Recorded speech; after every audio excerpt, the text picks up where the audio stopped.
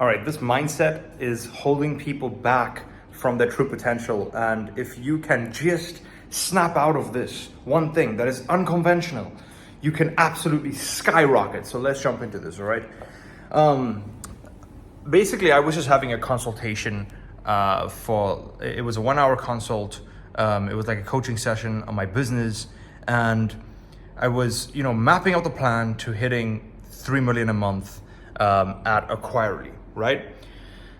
And the goal is to hit that by mid 2027. So I don't like putting too many numbers and stuff out there, but like that is the goal. And basically the plan is once we reach the stage of being able to add the second arm to the business of coaching and consulting. So it will essentially be a coaching program, a community, and a one-on-one consulting arm, right? Where it's a whole new division, a whole new company essentially, and that will be the cross-sell. It will be a new division. Now, here's the mindset that is absolutely just fucking crazy. Like, I'm shocked that my brain is thinking this way. It's disgusting, right? And I want to really jump into this right now, guys, because 99% of people do this. And it is like a natural instinct. And it holds you back tremendously from hitting your potential. Okay, it literally throttles everything. Now, basically, what I will label this as is like the scarcity mindset, right? And now it's a version of that scarcity mindset. And let me break this down. Basically, I was thinking, okay, if we're doing 1 million a month, then at 1 million a month, I basically just want to, we're gonna, just at the agency, just on the agency arm alone, 1 million a month.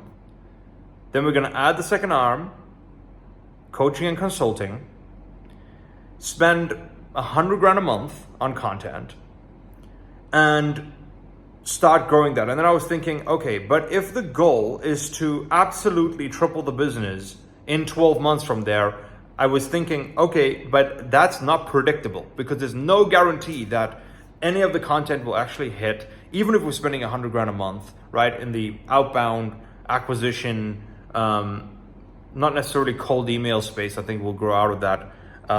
But yeah, just like the outbound space and like representing as the experts in that space, it's like there's no guarantee that we will actually be able to, double the business just by doing that within 12 months. There's no guarantee will happen in 12 months. It might take 3 years. So I was like, okay, I don't want to rely on that. Now here's oh my gosh, man, here is the lack mentality, okay? The brain will automatically jump into, so you have to stop the one to start the other. I want to slap myself. Because for me personally, my brain always automatically will jump into that mindset. It's such a lack mindset. Who is saying that one needs to stop? The right, and I caught this on the call. And we had a 10-minute intervention just catching this mindset, and I just had to record this video. The truth is, right? The right way to do a new division, for example, is your only goal with the first division is to make sure that the pedal, imagine like a pedal on a Ferrari, is all the way down, 100% maxed out. It is counterintuitive to start putting less of the foot on the gas pedal. That's so stupid. Why would you take your foot off the gas pedal? However, our brains will automatically assume that we are doing that. At least that's what my brain was doing. Like, why? Why is my brain automatically assuming I'm taking the foot off the gas pedal? No. Just because, in this case, as the founder or the owner or the CEO, you're not necessarily putting 100% of your focus there. Sure, you're putting your personal gas pedal a little bit less, for sure. But that is not the business, right? And I was literally going through this dilemma. I was like, yeah, but I don't like that plan. It's not reliable enough because I need something predictable. I need something conservative. I need something that's realistic, right? That's measurable. That's a good plan. Because I know on the agency side, the numbers, right? I know exactly what the numbers are, and so it's predictable. We just need to make sure that those numbers are hit, right? A certain amount of appointments per month, sales calls, whatever, a certain amount of new clients onboarded times this LTV, right? Will hit the goal, blah, blah, blah. That's much easier to triple the business that way. But if we're adding a whole new division, you don't know those KPIs, those baselines, those averages yet, right? You don't know what they're going to look like. And that's reasonable and fair. But that's not how we set a goal. That's so stupid. Okay, yeah, I want to triple the business just with that second division, and you're just doing it blindly. What? Dude, that makes no sense. So what I did on the call is, the first thing I did is I implemented an order of magnitude thinking, which is, okay, let me just snap out of this little bitch mindset that I'm in, and firstly just think, okay, realistically, is 3 million a month the hypothetical max for a Quarterly that specializes in outbound? What other company does outbound? Oh, Salesforce. Right? 30 odd billion per year in revenue, right? As an outbound B2B company. So I was like, okay, can I hit 100 million a year or 200 million a year with a Quarterly in revenue? The answer is yes. Right? The market is definitely big enough for that. So it's like, okay, why am I worrying about 3 million a month? That's only 30 odd million a year, right? Why are we worrying in that small little way of thinking? Snap the hell out of that. Because either way, the agency side has to hit 3, 4, 5, 6 million a month in any case, so that we can hit 100 million a year or 150, 200 million. The agency side has to get, right? The service-based side has to get to at least 5 million a month. So whether we do that now or later, it doesn't matter because it's going to happen. That's the shift in this mindset, the first shift, but I'm going to get to the main one as well. And so I immediately caught that, and it's really important to have this habit of okay, if I'm, firstly, just if you need to have the habit and the skill of catching yourself thinking too small, and then instantly doing that paradigm shift into orders of magnitude and thinking, right? Okay, let's not, let's, because the goal was so let's triple, quadruple, 5x, 10x our thinking of what's the hypothetical max of the business, of each throttle being maxed out. It's not the actual max of the business, because at a certain point, right, you get the business to where you're just hitting the whole TAM, right? So let's say if we're doing cold email, whatever the total market, the contactable market is, right, of actual leads that we have. If we have an actual targeted database of 5 million leads, and we're emailing all 5 million leads every 3 months consistently, 4 times a year, and we're contacting each one 4 times, then we're doing 20 million emails every 3 months. So let's just say 6.5 million emails a month. Then now, if the max is 5 million leads for us, now personally, I don't know what the exact number is. Maybe it's 5 million, maybe it's 10. I don't know, anywhere between that number. I think it will be anywhere between 3 to 10 million, depending on targeting and how qualified they are. So let's say on the high end, let's say it's 10 million leads. We contact each one 3 times per instance. There'll be 30 million emails that we send every 3 months, because we'll contact them once a quarter, right? Recontact the ones that don't reply. Then that's 10 million emails a month, cadence or volume, right? At that level, without reducing the quality of the marketing and the appointments we're booking, right, we would then have the gas pedal down at 100%. At that point, then we hit that's not where the business is maxed out in terms of growth. It's just maxed out in terms of input, right? What we can actually take action on. The output doesn't max out, because that's then the stage where you hit where you're chipping away. Up until the point where you max out your TAM, you're not chipping away yet. You haven't even maxed out the thing yet, right? So the first goal is just getting to the point where you start chipping. Then you still got another 1 to 2 decades of chipping 1% a year. I don't know if it's 1%. Maybe it's 0.3, 0.5%, 0.1% of your TAM or whatever it is. 0.01% of your TAM, whatever, man. If it's 10 million people that you're contacting per year, and you can chip 0.01% or even 0.001% of that every time, every instance, so that's once a quarter, that's the cadence. Times 1 or 2 decades. That's how these businesses grow, right? These billion-dollar corporations or like outbound companies, right? So what I'm trying to say is like, the goal is to get that done first. And at 3 million a month, that one channel of marketing is not even at 100%. It's like, because we're not contacting 10 million, we're not sending 10 million emails a month and doing 3 million a month.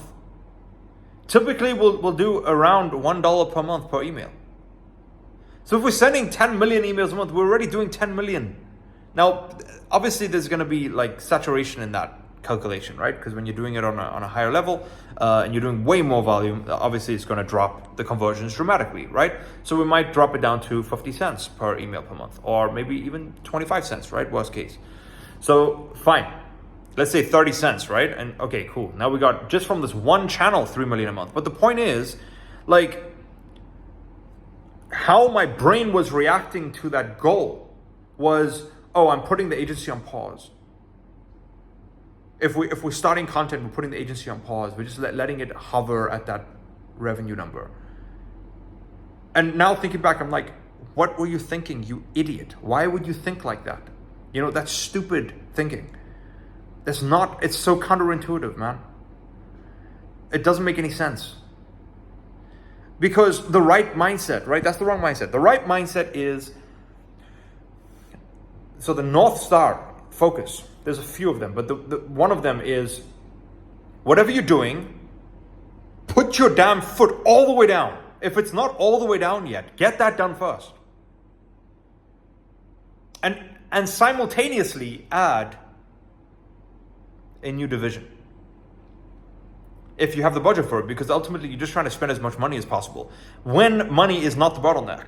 So if you use the correct money model, for example, one of our money models, one of the ones that I run with, right, especially like for the future, for the investment firm, this is like my thesis, is like we want to just put a certain percent, we want to put as much net profit after tax back into the company as possible, into fixed cost savings, and then you use a percentage of that, which is like, so depending on how many months buffer you want, and depending on the stage of the business, you want to use a different buffer.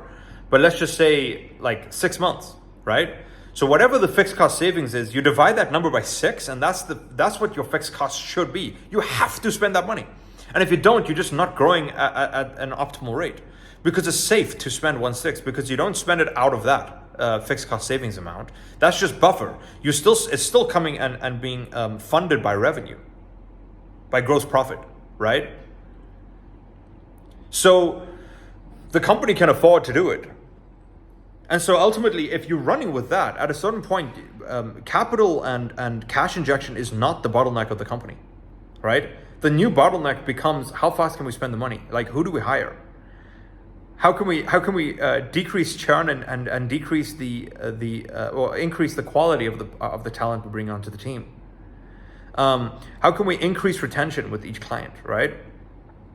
How can we increase profitability of the company to increase valuation? Those become the new constraints, not capital. Because eventually you'll have too much money. It's difficult to spend all that money. And then obviously there's a coaching side of that as well, R&D, right? Which is 25-75% split. So 25% goes to R&D. You have to spend that money, man. So if you're doing millions a month, let's say a third of that's net profit. On 3 mil, you got $1 million net profit after tax per month, right?